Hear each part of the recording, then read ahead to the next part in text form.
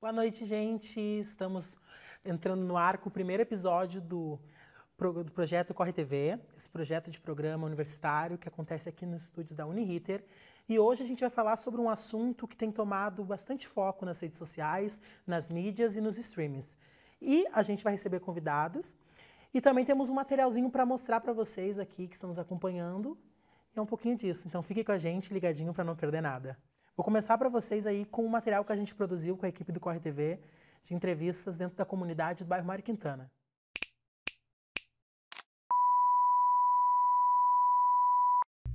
Boa noite e bem-vindos ao programa de hoje. Neste programa, nós vamos abordar um assunto muito importante dentro da nossa sociedade: como os adolescentes têm se relacionado com as redes sociais. Recentemente, surgiu na Netflix, foi lançada pela Netflix, a série Adolescência, que retrata a história de um adolescente que teria cometido, supostamente, um crime com a sua colega de escola. Além disso, a série ela aborda vários assuntos importantes de como os adolescentes se relacionam com as redes sociais nos dias de hoje e como os pais muitas vezes estão desatentos e não sabem o que está acontecendo com esses adolescentes. Então, para entender um pouco melhor desse assunto e o que está acontecendo e como as pessoas estão vendo esse assunto, o nosso entrevistador, Lucas Silver, foi atrás dessas pessoas da comunidade aqui da Zona Norte de Porto Alegre para saber o que elas acham sobre esse assunto. Vem com a gente conferir. Eu sou o Lucas Silver, faço parte do Corre TV e hoje a gente está aqui no bairro Mário Quintana, no Clube de Mães Bárbara Marques, né, no SASI. A gente vai entrevistar uma das educadoras aqui da entidade para falar um pouquinho de uma série, de um certo streaming aí que tomou conta das redes sociais e do cotidiano dos nossos jovens. Eu sou a Aline, sou assistente social, trabalho como educadora, né, com os adolescentes de 13 a 17 anos. Estamos trabalhando então a série Adolescência, né, e vamos conversar um pouquinho aí sobre a série. Referente à série, Aline, tu acha que o problema que a série traz, a problemática que ela traz, acontece diariamente, cotidianamente na vida dos jovens, dos adolescentes? Ah, com certeza, em todos os âmbitos, né, ali acontece a questão do bullying, a questão da parte familiar, né, também, a parte escolar, né, acredito que acontece tudo todos os dias, né. Você acha que a sociedade pode influenciar nas tomadas de decisões dos adolescentes? Em geral, assim, tu acha que a sociedade influencia nessas tomadas de decisões deles? Acredito que seja um conjunto, né, Lucas? Eu acho que nós somos o meio que a gente vive, nós somos as referências que a gente tem dentro da nossa casa, nós somos também onde a gente convive na escola, aqui no serviço de convivência. Eu acredito que tudo isso é um punhado do que vai acontecer na vida do adolescente, né? E aí tem as questões também, são psicológicas, né? Questões químicas ali, daqui a pouco, que acabam pelo meio influenciando esse adolescente ter certo tipo de atitude, né? A série, ela traz muita figura paterna, né, como alvo central da história, deixando bem em foco a relação do pai com o filho. E também a visão do pai de não acreditar que o filho dele era capaz de fazer aquilo, mesmo ele ter presenciado a cena, né, a gravação da cena ali, tudo, que o filho dele ocasionou, né, de violência para aquela menina na série. Tu acha que a falta de atenção por parte dos pais ou dos tutores influencia um pouquinho nessas questões de violência, nessa questão das decisões mal tomadas pelos adolescentes? Penso que sim, né? Eu penso que os pais perderam um pouco o senso de escutar os adolescentes. Às vezes o adolescente chega e os pais, os responsáveis já chegam com uma resposta pronta, ou não deixam, não escutam o adolescente, né? Então, acabam negligenciando, achando que tá tudo ok, que tá tudo certo. Adolescente é aborrecente, eu não preciso dar atenção, né? Não, ele tá ali no computador. Então, não tentam escutar essa aproximação que é tão importante, né? Mesmo que já é algo biológico que acontece, questões hormonais, tudo, os pais acabam se afastando, que é uma questão da adolescência, e não escutam os seus adolescentes, né? Muito bom, Aline. Só pra gente fechar aqui, como essa série te impactou? Porque a gente sabe que a série Adolescência ela traz toda uma temática, com a questão do cyberbullying, do incel, dessas coisas que acontecem nas redes sociais, essas criminalidades, eu posso colocar assim. Como a série te impactou? Porque ela não é baseada em fatos reais, mas ela traz coisas que podem acontecer realmente. Como isso te impactou como educadora, como professora, como, sei lá, mãe, assim? Como isso te impactou? Me impactou a questão mesmo dos emojis, né? As questões dos grupos, porque eu acho que eu tô super atualizada e, na verdade, não tô atualizada como eu acho que eu deveria, né? Então, é algo que a gente tem que estar sempre buscando atualizações em relações às redes sociais, às relações à internet, porque é ali que deu o disparo de tudo, né? Ali que tudo aconteceu. Bom, gente, a gente está aqui com o Pietro, que é um dos alunos aqui da instituição, né? Ele faz parte da instituição Clube de Mães Bárbara Mais. Ele estava aqui no curso de reciclagem, é isso, Pietro? Sim. Que é essa sala que está aqui atrás da gente. A gente está gravando aqui no pátio, né? E eu vou perguntar pro Pietro, começar te perguntando assim, Pietro, como a série Adolescência te impactou? Muita surpresa, muito tipo mistério também causando em mim. E eu fiquei muito de cara assim com o que aconteceu, porque eu fiquei sem entender o que aconteceu no primeiro episódio. Mas daí no segundo episódio, daí já comecei a entender o que aconteceu, porque o menino foi preso. Bom, Pietro, tu acha que o que aconteceu na série, a questão do colega, né, matar a menina ali, tu acha que casos como aquele que aconteceu na série podem acontecer nas escolas aqui do Brasil, do Rio Grande do Sul? Tu acha que isso é possível? Bom, eu acho que é possível sim, mas também, portanto, a menina ela não quis falar diretamente, mas o menino entendeu. E todo mundo tipo, não estava entendendo, mas os emojis, coisa assim, estavam tudo indiretando a ela que o menino, quer dizer, sobre o bullying. E aí eu acho sim que pode influenciar a pessoa a fazer isso. A gente sabe que a menina ali na série ela perde a vida, né? Por conta Sim. que o menino tira a vida dela e tudo mais. Ah, mas tu acha que ela agiu errado também com a questão do cyberbullying, as questões do incel ali? Tu acha que ela também pecou nessa parte? Sim, também achei, porque ela, eu acho, não sei, eu acho que ela começou puxando meio que o gatilho, postando mais fotos indireta pra ele. Pra gente fechar, queria que tu deixasse pra nós uma dica pra combater o bullying, pode ser? Bom, minha dica é, tipo, saber controlar, saber evitar isso, saber de qual maneira você pode achar as pessoas e como pode contar. A minha maneira de achar mesmo é comentando nossa responsável com os professores. É isso. A minha maneira de vencer o meu mundo. Obrigada, e é com vocês aí. Juntamente com a equipe do Corre TV, e já deu para entender basicamente qual vai ser o assunto que a gente vai tratar hoje aqui no primeiro episódio do programa. E hoje a gente está recebendo aqui no estúdio com a gente um convidado muito especial, é o Jorge. Eu gostaria que ele se apresentasse para vocês aí que estão acompanhando a gente. Pode ser, Jorge? Pode ser. Boa noite a todos. Obrigado, em primeiro lugar, pelo espaço, né? A oportunidade de falar um pouco da minha visão de tudo que acontece em torno desse mundo, principalmente dos adolescentes. Eu acho que é uma coisa muito importante. Meu nome é Jorge Antônio Menezes dos Santos, negro, alto, 59 anos, sou articulador social, sou um dos gestores do Congresso Popular de Educação para a Cidadania e faço parte da direção do Ponta Comunidades. Bom, gente, como vocês viram, o Jorge, ele é um grande convidado aí e tem trabalhado em grandes projetos e ações aí dentro da comunidade e fora dela também, né, Jorge? Bom, Jorge, para a gente começar assim falando um pouquinho da temática da série, como que a série Adolescência te impactou como telespectador, assim, nesse primeiro ponto, assim? Coisas que a gente não vê, a gente fala muito em dialetos, e a internet tem um dialeto diferenciado, né? E isso até então, para a gente de uma idade diferente, tu não te situa nesse dialeto e nem percebe que isso está acontecendo. Eu tenho uma neta de 9 anos de idade e ela domina totalmente as mídias sociais. E tem coisas que ela me diz, que eu falo para ela, ela diz, pô, vô, o senhor é antiquado, vô. Então, com 9 anos de idade.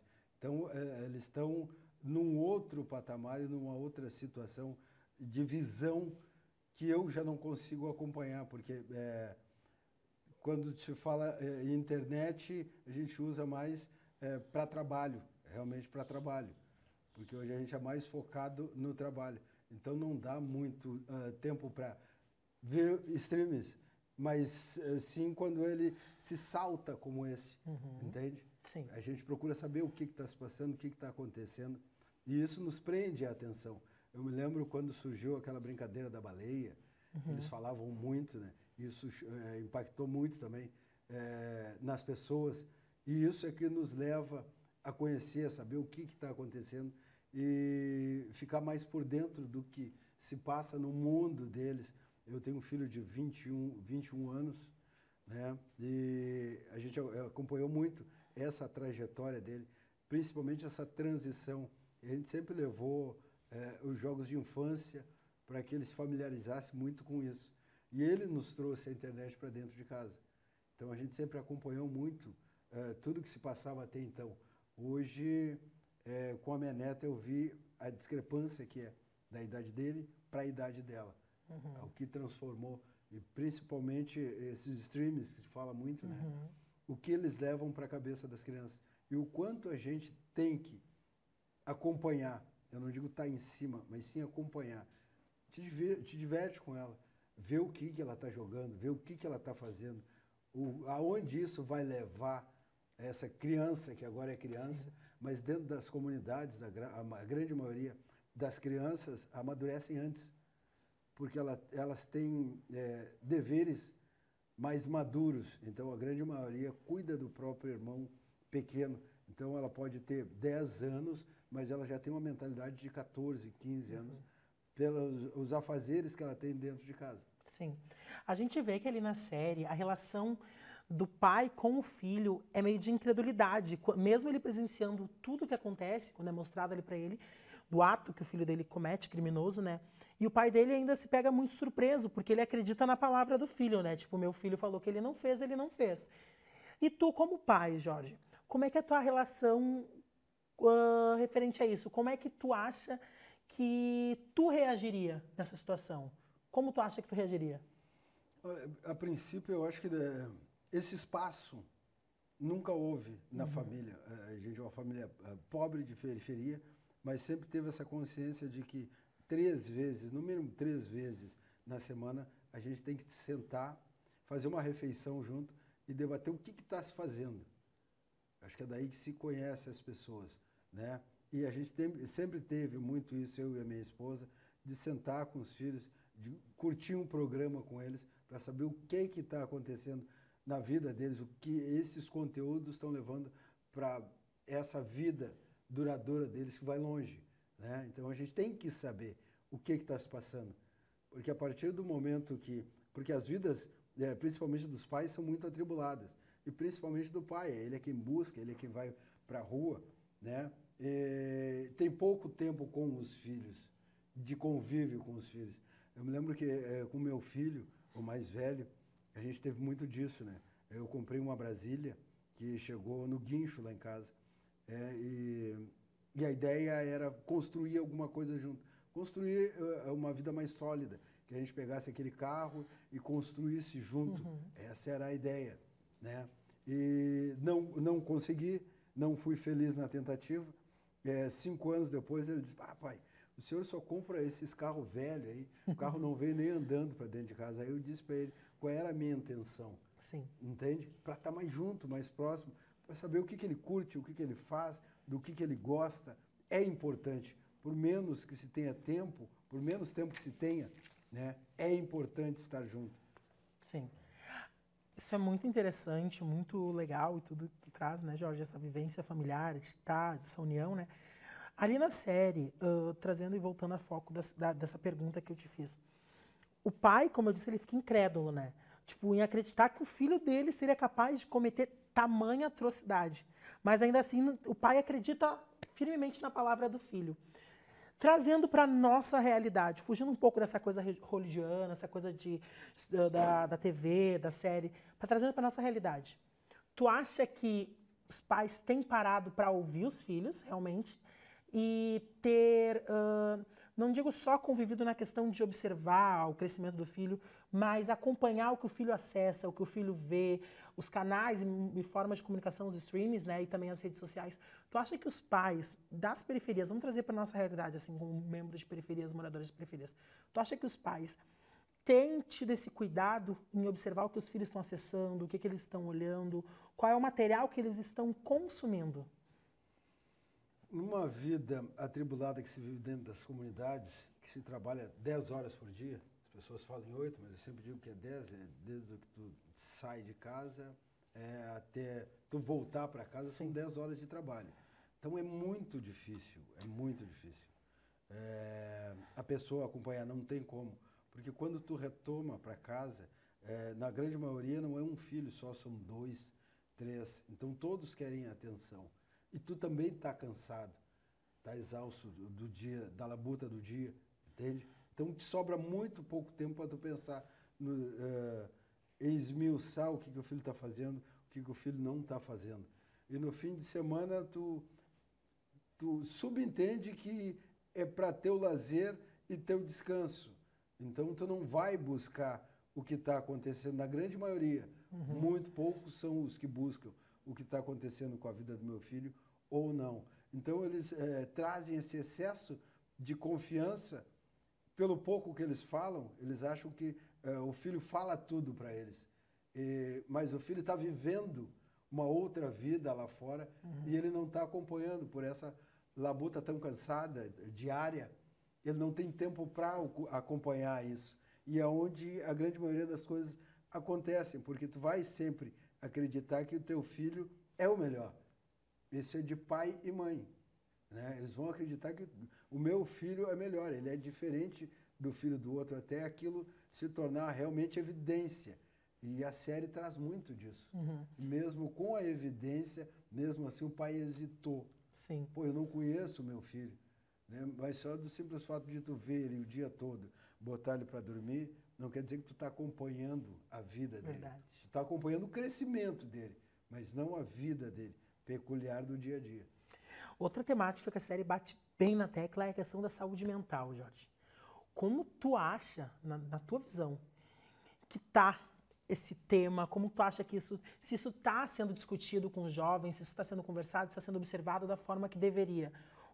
A temática da saúde mental. Porque como tu trouxeste, né? Tipo, não são 4 horas, 8 horas de trabalho, são 10, né? Na tua visão, assim, na visão de muitos brasileiros, muitos moradores e pais de família de comunidade. Porque desde o trajeto do trabalho até em casa, quanto tempo tu se perde na questão de cuidar, de zelar pelo filho, de observar o crescimento, e não digo só o crescimento de idade, mas desenvolvimento do filho em si. Como tu acha que essa temática da saúde mental está sendo enfrentada, eu vou colocar assim, enfrentada pelos pais e mães na nossa sociedade? Olha, é muito difícil, porque até pais e mães não têm uma saúde mental. A partir do momento que tu trabalha 10 horas e se dá o direito de chegar, simplesmente sentar no sofá e tirar os chinelos, e botar aquele chinelo confortável e pegar a tua cervejinha, já é claro que ele não tem saúde mental, porque ele não está vendo nada ao redor dele, ele não está vendo o resto da família. Então a saúde mental dele já está muito prejudicada, né? E a gente sabe que a família ideal seria um pai que chegasse, que ajudasse a mãe, né? Que ajudasse um filho nos afazeres da escola, e isso é 0% dentro de uma comunidade. Então, se o pai não tem um suporte mental para levar para os filhos muito menos. É a vida atribulada que se tem que faz com que a gente não tenha essa saúde mental. Não é que a gente não busque ter essa saúde mental. Uma coisa que a gente debateu muito nessas conversas, principalmente sobre saúde mental, né? E eu faço muitas imersões, né? Quando eu vejo que eu tenho que conhecer certos temas e certos assuntos, né? E o que permeava muito era os moradores de rua. Por que as pessoas chegam a esse nível de morar na rua, de ser um drogado? E tem um amigo meu, o Nilson, que a gente conversou muito sobre isso, né? E ele me disse que ele começou a beber, a tomar cerveja, cachaça, com 4 anos de idade. E isso levou ele às ruas. Por quê? Porque as pessoas subentendem que no fim de semana, né, a cada 15 dias, porque a maioria recebe quinzenalmente, eu tenho que fazer um churrasquinho e tomar uma cerveja. Aí da família pequena vira a grande família. E aí tu vai te embriagando, daqui a pouco tem uma criança que está ali, tu deixou o teu copo no chão e a criança... Ele me contando o relato da vida dele, de como foi. Né? Ele tomou aquela cerveja uma vez, gostou, tomou a segunda vez, na terceira vez era cachaça, ele tomou e gostou. Aí os pais, num certo momento, foram procurar ele, isso, com 4 anos de idade, ele estava dormindo. Olha, ele descansou, foi descansar, mas ele estava bêbado, com 4 anos de idade. E as pessoas não veem isso, entende? Mas é muito disso, de tu ter acesso a coisas que não vão te fazer bem no decorrer da tua vida. E é o que se tem muito dentro das comunidades. Muito bom esse ponto que tu traz de acesso a coisas que não vão te fazer bem dentro da comunidade. Eu queria entrar bem nesse ponto, assim, Jorge, contigo. A gente vê que a série ela acontece em todo um contexto de cidade, de sociedade diferente da nossa realidade aqui, das periferias que a gente vive e que a gente acessa, né? Tu acha que casos como esse, que aconteceu lá na série, né, trazendo da questão religiosa, mas para a vida real, tu acha que casos como esse acontecem com frequência dentro da comunidade? Casos como esse, eu vou dizer assim, casos parecidos, porque a gente sabe o que acontece ali, foge um pouco da nossa realidade, do que a gente vê nas comunidades. Mas tu acha que o que aconteceu ali pode acontecer dentro de uma comunidade, uma periferia? Olha, o ano passado, a gente fez um trabalho com uma escola na Restinga, que uma amiga que é professora, uma escola da Restinga, nos trouxe um problema muito grande que ela estava tendo na escola de bullying. Aí não era cyberbullying, era bullying mesmo. Aquelas crianças que não conseguiram avançar em 2 anos de pandemia, né? Não conseguiram avançar naquela época de pandemia, estavam na 2ª, 3ª série, não conseguiram aprender a ler e escrever. Mas tinha uma norma que essas crianças tinham que passar. Certo? Hoje, no ano passado, no caso, quando a gente fez esse trabalho, essas crianças estavam na 5ª, 6ª série, não sabiam ler e escrever. Como elas não conseguiram avançar, e o colégio não tinha ferramentas necessárias para dar o suporte necessário para elas, o que a escola fez? Ela pegou essas crianças e colocou dentro de uma sala. Então eram 2 turnos, uma escola de 1.500 crianças dia, eram 2 turnos. E aquela sala era específica para esses 2 turnos. O que aconteceu na escola?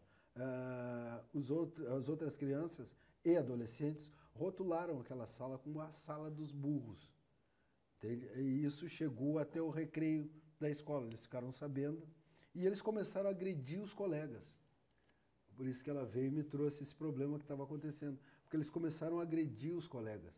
E um chegou a dar uma facada num outro colega. Entende?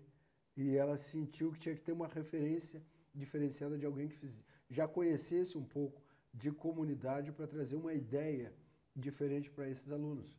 Né? Mas isso são alunos de 14, 15, 16 anos. Né?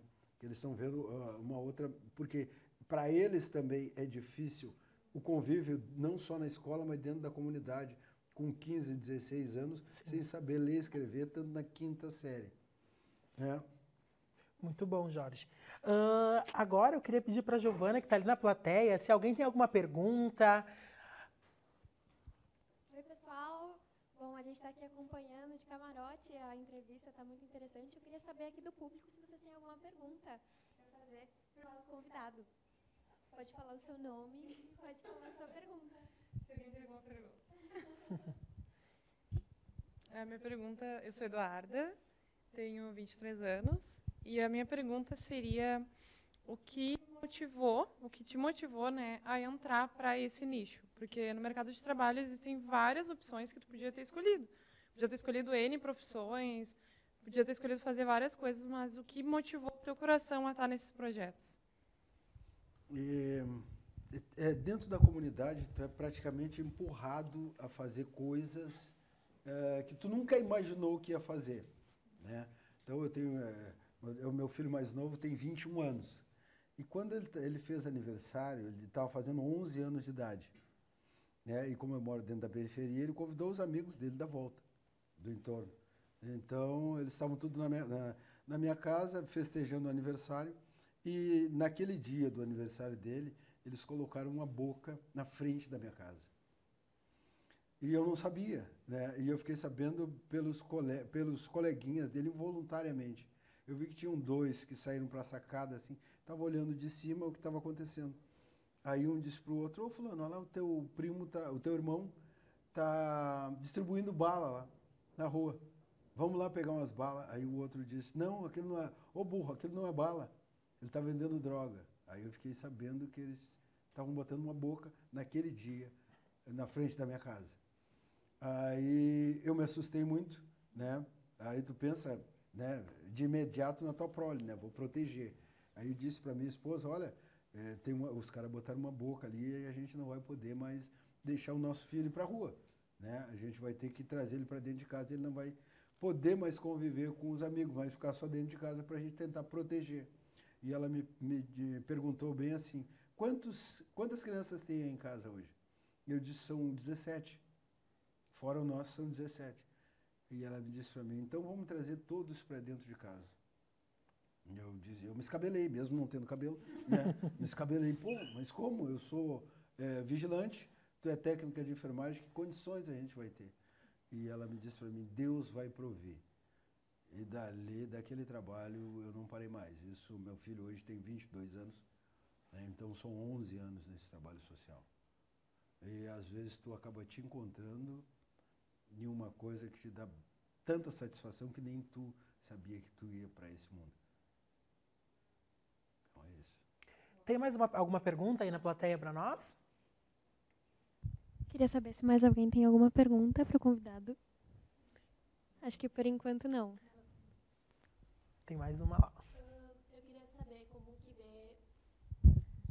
Eu queria saber sobre a quesito de masculinidade. Na série ele é abordada muito sobre a masculinidade também. Como que o guri ele via a sociedade, né? Como que as pessoas estavam vendo a sociedade. Como ele via o pai, a mãe. Então eu queria saber como tu vê na periferia esse quesito de masculinidade. Olha, como é que eu vou te dizer? Eu fui criado por mulheres. Minha mãe e minhas tias. Então, a gente nunca via esse quesito de sexo,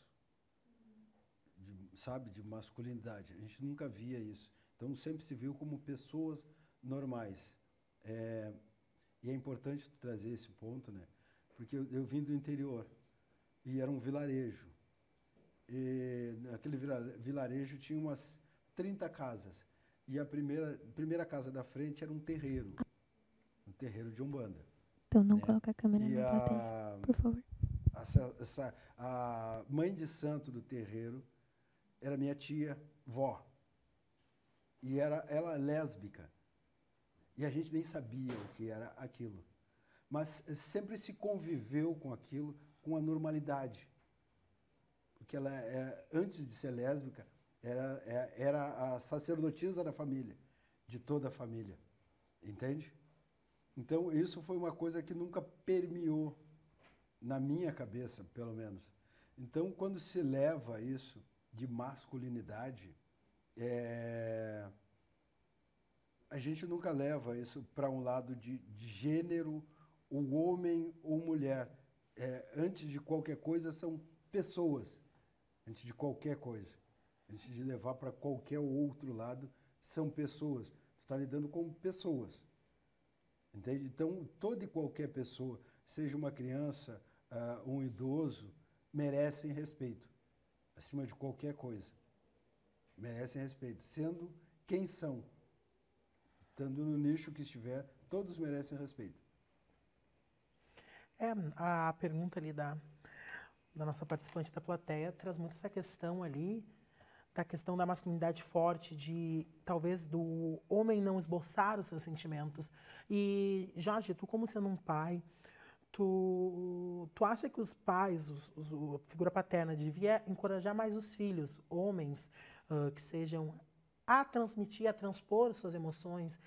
Porque a gente escuta muitas vezes assim, aquela famosa frase, mas ridícula: homem não chora. Tu, como pai, tu acha que devemos encorajar mais nossos filhos homens, nossos jovens, adolescentes, a a lidar com seus sentimentos de uma forma mais transparente? Olha, é bem difícil tu chegar até aí. Eu tenho, como eu disse, eu tenho 59 anos, tenho um filho de 22, então quando ele veio eu tinha quase 40 anos, né? Porque ele foi o último. O meu primeiro tem 38 anos, então a gente teve um contato mais próximo com isso, com aquele homem não pode chorar, homem não pode chorar, entende? E o avô dele trazia isso muito, Sim. de homem não pode chorar. Então foi muito difícil para eu fazer essa transformação na cabeça dele, de que o homem não pode chorar. Não, o homem é tão vulnerável quanto outros, porque o choro vem de sentimento, porque nem sempre tu chora por sofrimento, às vezes tu pode chorar por alegria. Então isso tem que estar muito latente, os teus sentimentos tu tem que botar para fora de forma normal. Com o meu filho mais velho foi muito, muito, muito difícil. Hoje ele já está vendo a vida de uma outra forma, né? Mas foi muito difícil chegar a esse ponto. Já o mais novo, como a gente teve mais proximidade e menos aquela ideia patriarcal do avô dele, então ficou mais fácil para a gente levar isso, entende? Porque isso é muito dos antepassados, né? E por que eu digo dos antepassados? Eu, como um homem negro, né? Um homem negro com 90 anos, ele passou por coisas que não permitiam a ele o tempo de chorar. O chorar era sinal de fraqueza. Então, antes mesmo de eu falar que ele estava errado, eu tenho que entender de onde ele veio, qual lugar que ele veio e o que ele trouxe de lá. Será que ele estava realmente errado? Ou será que ele tinha que ter essa couraça, né, para ele conseguir vencer essas barreiras todas que eram bem piores, que hoje a gente fala sobre racismo abertamente. Naquele tempo era bem diferente. Entende? Então, um homem negro dentro de um quilombo mostrar sinal de fraqueza, ele ia enfraquecer até as pessoas que se espelhavam nele. Será que ele estava errado ou estava certo? Eu acho que essa é a pergunta que deve nortear, né? Porque as pessoas falam muito de não chorar ou chorar, mas e o lugar e o momento se fala sobre, né? Tem lugares e momentos que se passou por tal coisa e eu não podia expressar meus sentimentos.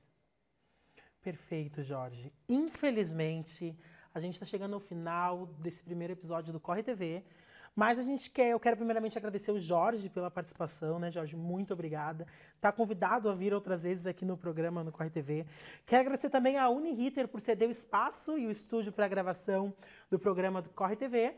E também convidar todos a seguirem a gente nas redes sociais, né, no nosso Instagram, no YouTube, e ficar ligadinho, porque logo, logo a gente volta. É isso aí, um abração e tchau, tchau, até a próxima.